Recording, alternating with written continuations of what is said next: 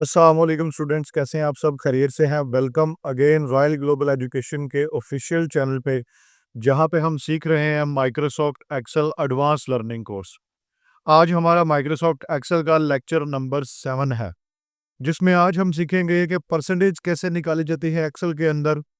और इसके अलावा हम सीखेंगे कि सॉर्ट एंड फिल्टर को कैसे यूज़ किया जाता है एक्सेल के अंदर। इससे पिछले लेक्चर में हमने कुछ फार्मूलाज डिस्कस किए थे, मिनिमम का, मैक्सिमम का, स्मॉल, लार्ज और एवरेज का फार्मूला हमने यूज़ करके देखा था।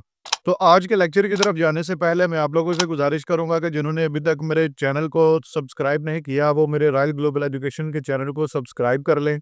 मज़ीद लोगों तक इन वीडियोस को शेयर करें ताकि ज़्यादा से ज़्यादा लोग एक्सेल फ्री सीख सकें इन कोर्सेज़ की मदद से। तो वक्त ना ज़ाया करते हुए चलते हैं अपने कंप्यूटर की स्क्रीन की तरफ। हम यहाँ से माइक्रोसॉफ्ट एक्सेल ओपन कर लेते हैं। एक्सेल ओपन करने के बाद हम लेंगे एक ब्लैंक वर्कबुक, जिसमें हम सबसे पहला जो फार्मूला या सबसे पहले जो हम चीज़ डिस्कस करने लगे हैं वो है परसेंटेज की। तो मैं थोड़ा सा स्क्रीन को जूम कर लेता हूँ ताकि आपको आसानी से नज़र आ जाए।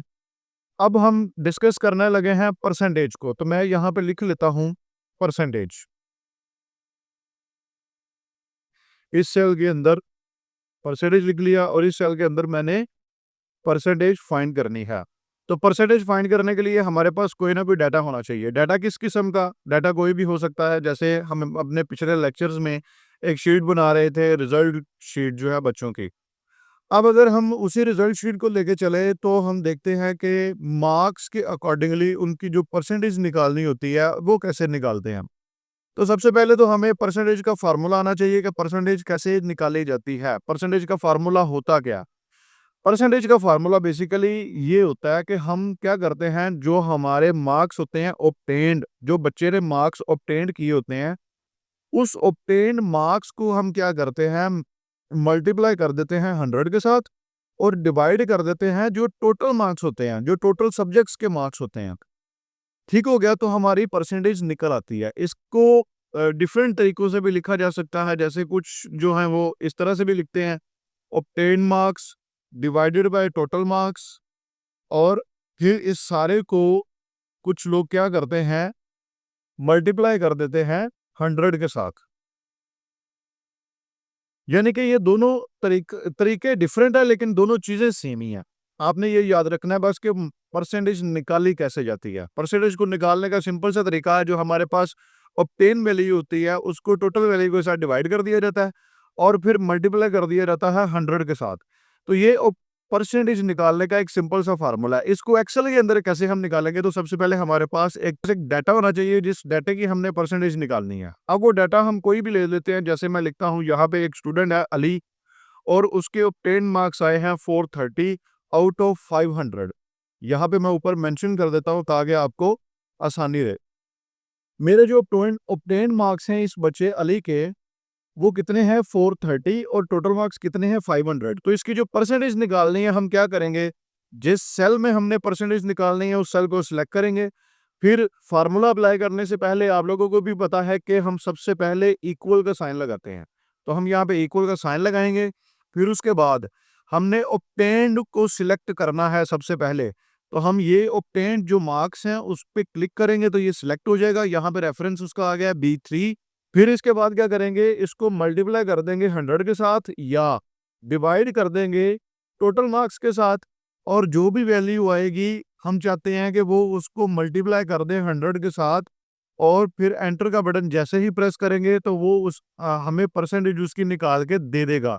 जैसे यहाँ पे आ गया 86। तो ये था सिंपल सा एक परसेंटेज का फार्मूला। मैं दोबारा से रिपीट करके आपको बता देता हूँ। जैसे हम एक सेकंड स्टूडेंट ले लेते हैं, जैसे मैं यहाँ पे लिख लेता हूँ अली के बाद कोई भी लिख लेते हैं नाम, रज़ा लिख लेते हैं।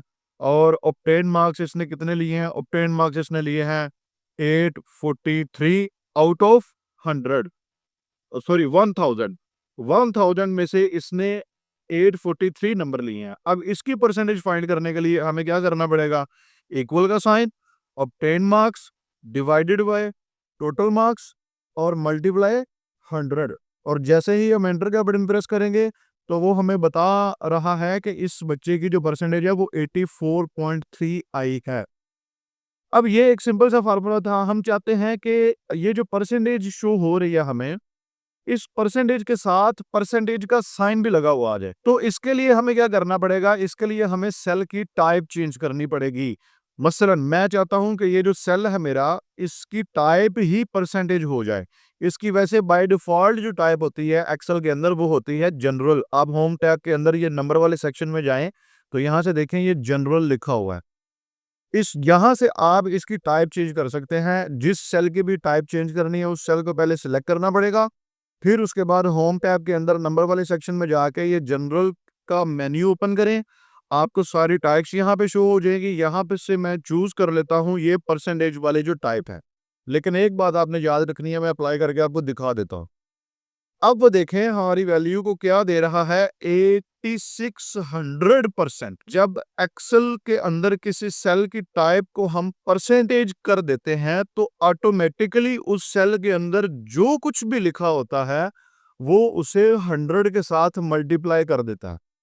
ठीक है, ये आपने बात जहन में रखनी है। मसलन मैं इस सेल के अंदर या इस सेल की जो टाइप है वो परसेंटेज करता हूं। परसेंटेज करने के बाद अब यहां पे मैं दोबारा से परसेंटेज फाइंड करता हूं इस बच्चे की, जो अली बच्चा है। इक्वल का sign, obtain marks divided by total marks. अब मुझे 100 के साथ मल्टीप्लाई करने की जरूरत नहीं है। क्यों? क्योंकि मैंने इस सेल की जो टाइप थी वो परसेंटेज कर दी हुई है, और जिस सेल की टाइप परसेंटेज हो एक्सेल ऑटोमेटिकली उस सेल के अंदर जो भी वैल्यू होगी उसको 100 के साथ मल्टीप्लाई कर देगा। तो मैं जैसे ही एंटर का बटन प्रेस करूंगा तो आप देखें यहाँ पे 86% आ चुकी है, साथ में परसेंटेज का साइन भी आ चुका है।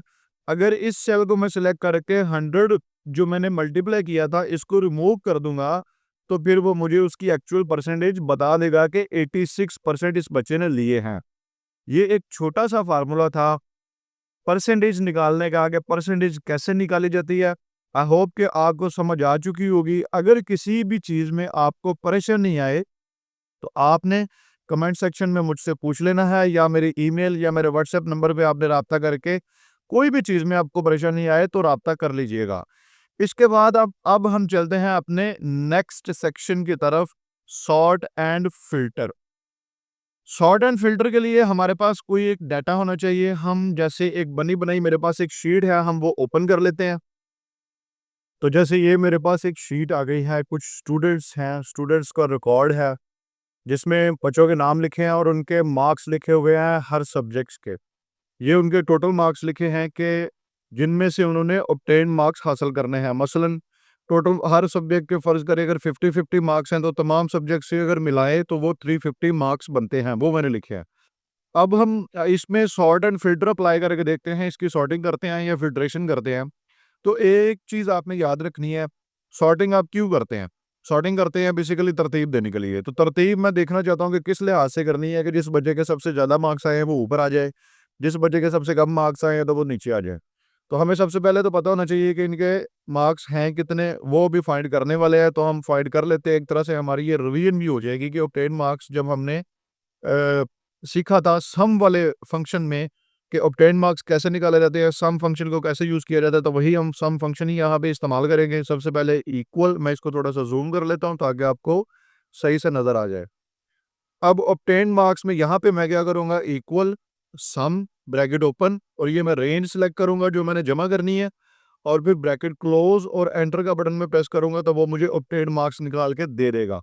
इसको मैं एज इट इज़ ड्रैग करके नीचे ले आऊँगा तो वो सब बच्चों के ऑब्टेन मार्क्स निकाल के मुझे उसने प्रोवाइड कर दिया है। अब इसी तरह से मैं इनकी परसेंटेज भी फाइंड करना चाहता हूँ, तो परसेंटेज भी अभी-अभी हमने सीखी है। परसेंटेज निकालने का तरीका क्या है? Simply equal obtain marks divided by total marks, और एंटर का बटन प्रेस करूँगा तो वो मुझे बता रहा है कि इस बच्चे की 100% मार्क्स हैं। तो मैं सिंपली इसको ड्रैग करके नीचे ले आऊँगा तो वो सारे बच्चों की ऑब्टेन मार्क्स निकाल के मुझे दे देगा। अब मैं चाहता हूँ कि जिस बच्चे के सबसे ज़्यादा मार्क्स हैं वो सबसे ऊपर आ जाए, जिस बच्चे के सबसे कम मार्क्स हैं वो सबसे नीचे आ जाए। जैसे यहाँ पे आप देखें कि ये 100% है, फिर उसके नीचे 98 है, फिर उसके नीचे 99 है, फिर उसके नीचे 85 है, 85 के नीचे फिर ज़्यादा वाला है। तो मैं इसकी सॉर्टिंग करना चाहता हूँ। तो सॉर्टिंग करने के लिए सिंपली हम क्या करेंगे, अपना टेबल जो है या अपनी रेंज जो है वो सिलेक्ट करेंगे। जैसे मैं क्या करता हूँ, मैंने क्या करना है, मैंने सिंपली यहाँ से लेके यहाँ तक अपनी जो है वो रेंज सिलेक्ट कर ली। अब मैं यहाँ पे एक चीज़ आपको बताना चाहता हूँ, थोड़ा-सा ज़ूम आउट कर लें ताकि सारा टेबल हमारे पास शो हो जाए। मैंने ये सीरियल नंबर वाला कॉलम क्यों नहीं सिलेक्ट किया? आप देखिए सीरियल नंबर को, तो वो पहले ही उसकी सॉर्टिंग हुई हुई है। मसलन 1, 2, 3, 4, 5, 6, 7, 8 सीरियल नंबर तो इसी तरह से होते हैं। अगर फ़र्ज़ करें ये बच्चा 100% है, इसका सीरियल नंबर 1 है, ठीक है? अब इससे नीचे ढूँढे 99% वाला दूसरे नंबर पे आएगा ना, तो 99 वाला ये है तीसरा। अगर मैं अपना ये कॉलम भी सिलेक्ट कर लूँ अपनी रेंज के साथ, तो जब मैं इसकी सॉर्टिंग करूँगा तो ये तीसरा नंबर पहले के बाद में आ जाएगा, लेकिन सीरियल नंबर को छेड़ने की ज़रूरत नहीं है। हमें उसे सॉर्ट नहीं करना, हमें सॉर्ट करना है बेसिकली अपने स्टूडेंट्स को। इसलिए मैं सिर्फ़ अपनी स्टूडेंट्स की जो रेंज है वही सिलेक्ट करूँगा और उसके बाद फिर अपने हेडर भी सिलेक्ट नहीं करने, क्योंकि हेडर को भी ऊपर-नीचे नहीं ना हमने करना, हेडर यहीं पे फिक्स रहेगा, सीरियल नंबर यहीं पे फिक्स रहेगा। मूव किसने होना है? हमारे डाटा ने, जो हमें डाटा लिखा हुआ है यहाँ पे। तो हम इस डाटा को हमने सिलेक्ट किया, फिर उसके बाद हम जाएँगे अपनी डाटा वाली टैब के अंदर। जैसे ही मैं डाटा वाली टैब के अंदर जाऊँगा तो यहाँ पे आप देखें सॉर्ट एंड फ़िल्टर में ये सॉर्ट लिखा हुआ है। आपने इसके ऊपर क्लिक करना है। जो सबसे पहली ऑप्शन अब ये है कि आपने ये देखना है कि ये माय डाटा हैज़ हेडर्स, कि क्या मैंने अपनी सिलेक्शन के अंदर हेडर्स भी सिलेक्ट किए हुए हैं या नहीं किए हुए। तो मैंने अपनी सिलेक्शन के अंदर हेडर्स नहीं चूज़ किए हुए, तो सिंपली मैं सबसे पहले ये करूँगा कि इसको अनचेक कर दूँगा। अब मुझे क्या करना है? अब मुझे उसको बताना है कि सॉर्ट करना है किस लिहाज से। मसलन ऑब्टेन मार्क्स के लिहाज से, कि जिसके सबसे ज़्यादा नंबर है वो ऊपर कर दे। परसेंटेज के लिहाज से, कि जिसकी सबसे ज़्यादा परसेंटेज है वो ऊपर कर दे। तो मुझे परसेंटेज के लिहाज से चाहिए, तो मैं यहाँ पे अपना वो कॉलम चूज़ करूँगा कि किस कॉलम के लिहाज से इस टेबल की सॉर्टिंग हो। तो मेरा ये कॉलम कौन-सा है परसेंटेज वाला? एन कॉलम है मेरा, एन। तो मैं यहाँ से कॉलम एन चूज़ करूँगा और उसके बाद अगले सेक्शन में जाऊँगा जहाँ पे वो मुझसे पूछ रहा है कि सॉर्ट आप किसकी बेस पे करना चाहते हैं? वैल्यूज़ की बेस पे, सेल कलर की बेस पे, फ़ॉन्ट कलर की बेस पे या सेल आइकन की बेस पे? तो मुझे तो वैल्यू की बेस पे चाहिए, तो मैं सिंपली यहाँ से वैल्यूज़ ही चूज़ करूँगा। अब ऑर्डर कौन-सा हो, लार्जेस्ट टू स्मॉलेस्ट या स्मॉलेस्ट टू लार्जेस्ट? मुझे लार्जेस्ट टू स्मॉलेस्ट ही चाहिए, तो मैं वही रहने दूँगा और ओके पे जैसे ही क्लिक करूँगा तो आप देखें ये मेरा टेबल सॉर्ट हो चुका है। सबसे ऊपर 100 वाला, उससे नीचे 99 वाला, उससे नीचे फिर 99.43 वाला, ये आप चेक करें, ये हो चुका है। अगर मैं चाहता हूँ कि स्मॉलेस्ट टू लार्जेस्ट हो, तो दोबारा से मैं अपनी रेंज सिलेक्ट करूँगा, दोबारा से मैं सॉर्ट वाले पे जाऊँगा और यहाँ से मैं क्या करूँगा, स्मॉलेस्ट टू लार्जेस्ट क्लिक करके ओके पे क्लिक कर दूँगा, तो देखें जो सबसे कम जिसकी परसेंटेज है उसने उसको सबसे टॉप पे ले आया और जिसकी सबसे ज़्यादा परसेंटेज है उसको वो सबसे बॉटम में ले आया। तो ये एक सिंपल था, सॉर्टिंग इसी तरह की जाती है। सबसे पहले उसे बताना होता है कि हम किस कॉलम के लिहाज से अपने डाटा को जो है वो सॉर्ट करना चाहते हैं।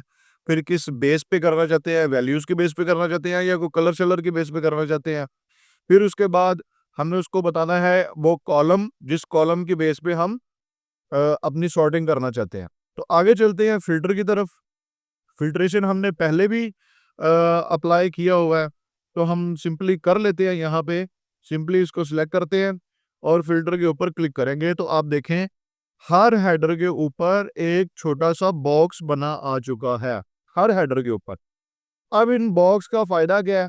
इन बॉक्स का फ़ायदा ये है, फ़िल्टर बोलते हैं किसी डाटा में से कोई चीज़ निकालना अपनी मर्ज़ी की, जो मुझे चाहिए। मसलन मैं चाहता हूँ कि मेरे पास ये लिस्ट बहुत लंबी है स्टूडेंट्स की। मुझे सिर्फ़ वो स्टूडेंट्स शो हो जाएँ जिनकी परसेंटेज 100% है या जिनकी परसेंटेज 90% है। तो सिंपली मैं परसेंटेज वाले हेडिंग में जाऊँगा और यहाँ पे ये जो छोटा-सा मेरे पास एक बॉक्स शो हो रहा है, इसको क्लिक करूँगा और यहाँ से मैं सबको अनसेलेक्ट करके सिर्फ़ 100% वाले को टिक मार्क करके ओके करूँगा, तो सिर्फ़ 100% वाले मेरे पास स्टूडेंट्स आ गए हैं। वो बता रहा है सिर्फ़ एक ही बच्चा है 100% वाला। तो ये होती है फ़िल्ट्रेशन। मसलन मैं चाहता हूँ कि वो बच्चे सामने आ जाएँ जिनका जो नाम है वो अहमद अली है। तो मैं यहाँ से अहमद अली को टिक करूँगा और ओके पे क्लिक कर दूँगा, तो एक ही बच्चा है अहमद अली वाला और इसकी परसेंटेज इतनी है, इसने इतने मार्क्स हासिल किए हैं। ये एक सिंपल सी जो है वो फ़िल्टर करने का एक तरीकाकार है, जिसको आप किस लिए इस्तेमाल कर सकते हैं, अपने डाटा में से वो चीज़ निकालने के लिए जो चीज़ आपको चाहिए। तो हम इस फ़िल्ट्रेशन को ख़त्म भी कर सकते हैं। जैसे मैं अपने डाटा को सिलेक्ट करता हूँ टेबल को और यहाँ से क्या करूँगा, ये जो है इसको मैं फिर से सिलेक्ट करूँगा या ओके पे क्लिक करूँगा, तो ये मेरी फ़िल्ट्रेशन ख़त्म हो चुकी है। ठीक है? तो आज के लेक्चर में बस ये हमने 2 चीज़ें ही सीखनी थी। एक परसेंटेज कैसे फाइंड की जाती है और दूसरा डाटा को सॉर्ट कैसे किया जाता है, उस पे फ़िल्ट्रेशन कैसे अप्लाई की जाती है। तो ये तीनों चीज़ें आपने अपनी कोई भी शीट बना के उस पे अप्लाई करनी है और मेरी ईमेल या मेरे व्हाट्सएप नंबर पे मुझे सेंड करना है। तो इसके साथ ही मुझे इजाज़त दीजिए। अल्लाह हाफ़िज़, मिलेंगे नेक्स्ट लेक्चर में इंशाअल्लाह ताला व नज़ीम।